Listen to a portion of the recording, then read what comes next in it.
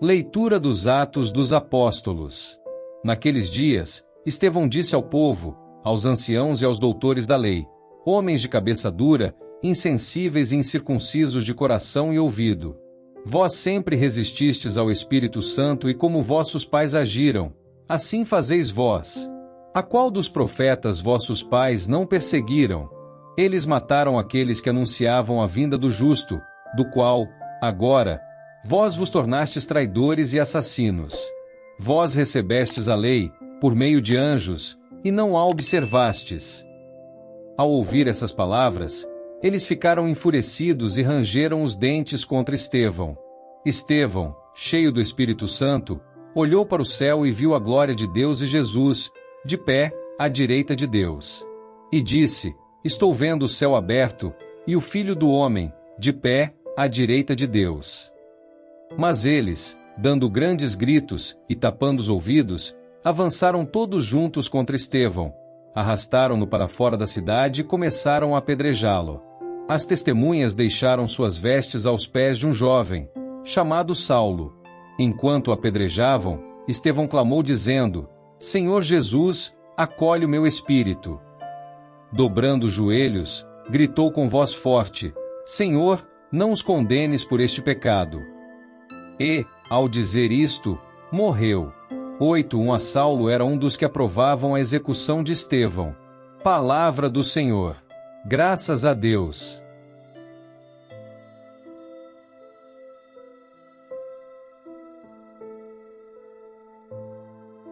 Proclamação do Evangelho de Jesus Cristo segundo São João. Glória a vós, Senhor. Naquele tempo, a multidão perguntou a Jesus: Que sinal realizas, para que possamos ver e crer em ti? Que obra fazes? Nossos pais comeram o maná no deserto, como está na Escritura: pão do céu deu-lhes a comer. Jesus respondeu: em verdade vos digo, não foi Moisés quem vos deu o pão que veio do céu. É meu Pai que vos dá o verdadeiro pão do céu. Pois o pão de Deus é aquele que desce do céu e dá vida ao mundo. Então pediram: Senhor, dá-nos sempre desse pão. Jesus lhes disse: Eu sou o pão da vida. Quem vem a mim não terá mais fome, e quem crê em mim nunca mais terá sede. Palavra da salvação. Glória a vós, Senhor.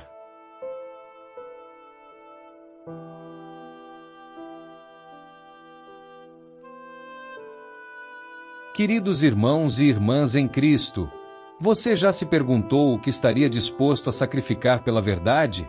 Até onde iria para defender aquilo em que acredita profundamente? Em um mundo onde as convicções são frequentemente negociáveis e a verdade parece relativa, as leituras de hoje nos confrontam com o exemplo extraordinário de alguém que preferiu morrer a negar sua fé. Estevão está diante do Sinédrio, a mais alta corte religiosa judaica. A tensão é palpável no ar. Seu rosto, como nos diz a passagem anterior, brilha como o rosto de um anjo. Mas suas palavras são cortantes como uma espada de 2 gumes. Homens de cerviz dura e incircuncisos de coração e ouvidos. Vós sempre resistis ao Espírito Santo. Que coragem extraordinária! Estevão não está falando com pessoas comuns, mas com os líderes religiosos mais poderosos de sua época. Homens que têm em suas mãos o poder de vida e morte. E mesmo assim, ele não recua, não suaviza sua mensagem, não busca um compromisso fácil. Ele proclama a verdade, independentemente das consequências. E as consequências são imediatas e terríveis. O texto nos diz que eles rangiam os dentes contra ele. Conseguem imaginar esta cena? Rostos contorcidos de ódio, punhos cerrados, corpos tensos prontos para atacar. A raiva deles é tão intensa que quase podemos ouvi-la ecoar através dos séculos. Mas enquanto a tempestade da fúria humana se forma ao seu redor, Estevão experimenta algo extraordinário. Cheio do Espírito Santo, olhando para o céu, viu a glória de Deus e Jesus, de pé, à direita de Deus. Em meio à rejeição mais brutal, Estevão é presenteado com uma visão celestial. Enquanto a terra se prepara para derramar seu sangue, o céu se abre para receber seu espírito. Que contraste poderoso! É como se Deus estivesse dizendo: o mundo pode rejeitar você, Estevão, mas eu o recebo de braços abertos. O que se segue é uma das cenas mais comoventes das Escrituras. Eles o arrastam para fora da cidade e começam a apedrejá-lo. Cada pedra que atinge seu corpo é um testemunho da hostilidade do mundo à mensagem do Evangelho.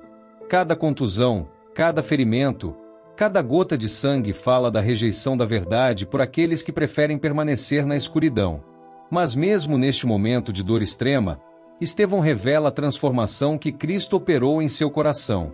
Senhor Jesus, recebe o meu espírito, ele clama, ecoando as próprias palavras de Jesus na cruz.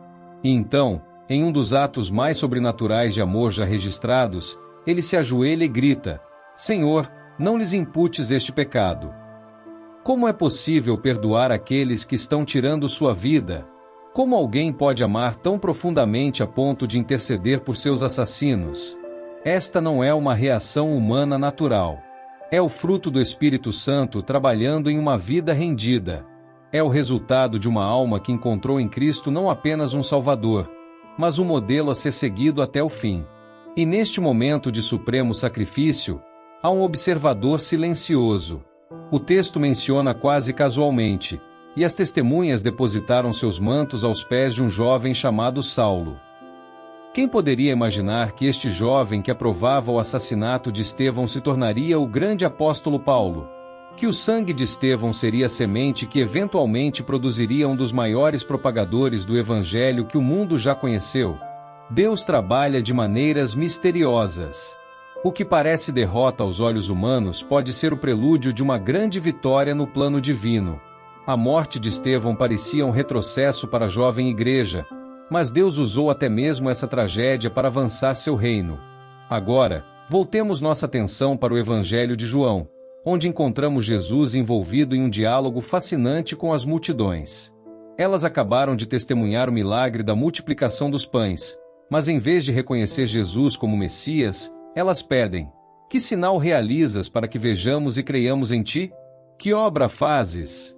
Há algo profundamente irônico nesta pergunta. Eles acabaram de testemunhar um milagre extraordinário: 5.000 pessoas alimentadas com 5 pães e 2 peixes, e ainda assim pedem um sinal. Isso revela algo fundamental sobre a natureza humana: nossa tendência de querer sempre mais, de nunca estar satisfeitos, mesmo diante das evidências mais claras da presença e poder de Deus.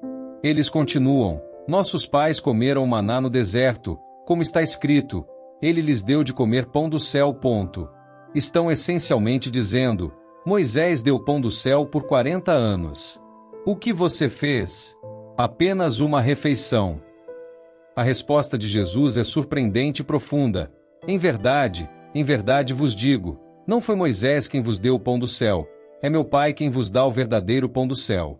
Porque o pão de Deus é aquele que desce do céu e dá vida ao mundo.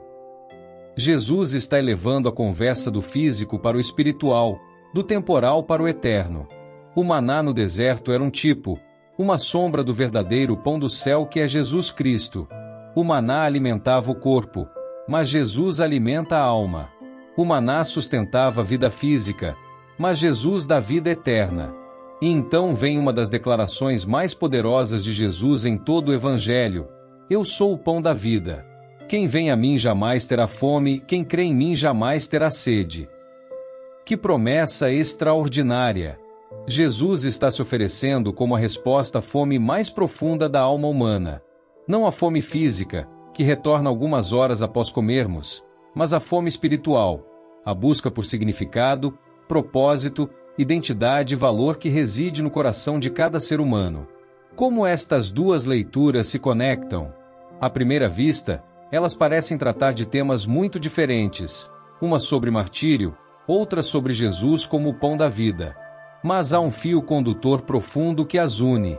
Estevão foi capaz de enfrentar a morte com coragem e perdão porque estava cheio de algo, ou melhor, alguém, que transcendia sua vida física. Ele havia se alimentado do verdadeiro pão do céu.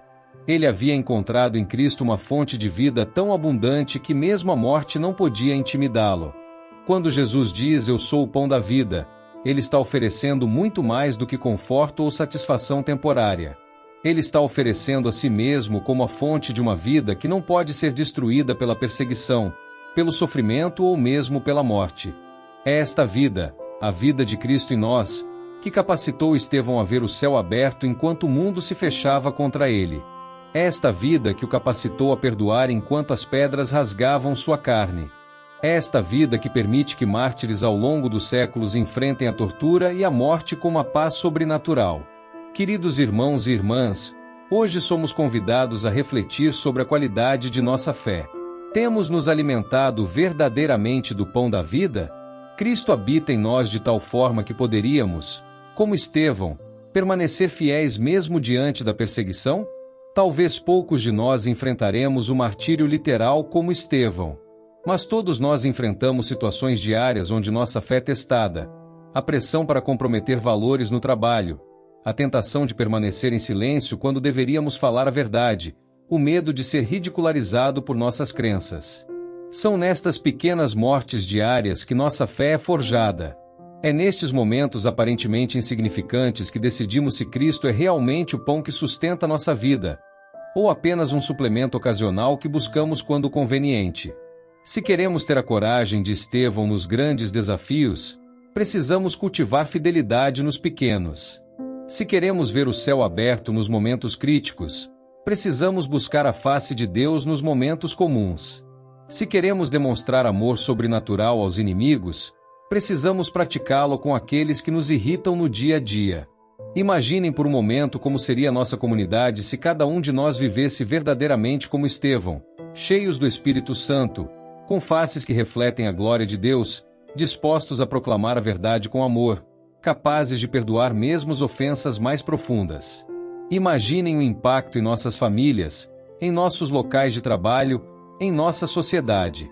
Como Estevão, poderíamos não ver os frutos imediatos de nosso testemunho. Mas como o sangue de Estevão que eventualmente contribuiu para a conversão de Paulo, nossas vidas poderiam ser sementes que Deus usa para transformar corações que nem imaginamos. E tudo isso é possível porque temos acesso ao verdadeiro pão do céu. Não apenas simbolicamente na Eucaristia, embora este seja um meio privilegiado de graça, mas na presença real de Cristo que habita em nós através do Espírito Santo. Meus amados, que possamos hoje renovar nosso compromisso de nos alimentarmos diariamente deste pão celestial. Que possamos abrir nossos corações para receber Cristo de forma mais profunda e completa. E que, como Estevão, possamos ser testemunhas fiéis da verdade, do amor e do perdão de Deus em um mundo faminto por significado e esperança. Senhor Jesus, Tu és o pão da vida. Satisfaz nossa fome mais profunda. Fortalece-nos para sermos testemunhas fiéis, mesmo diante da oposição. E quando nosso momento final chegar, sejamos encontrados como Estevão, com os olhos fixos no céu, prontos para entrar na plenitude da vida que Tu nos prometeste. Amém.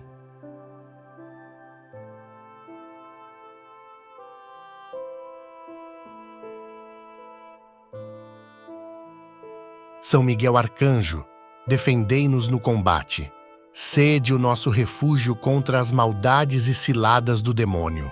Ordene-lhe Deus, instantemente o pedimos, e vós, príncipe da milícia celeste, pela virtude divina, precipitai no inferno a Satanás e aos outros espíritos malignos que andam pelo mundo para perder as almas. Amém.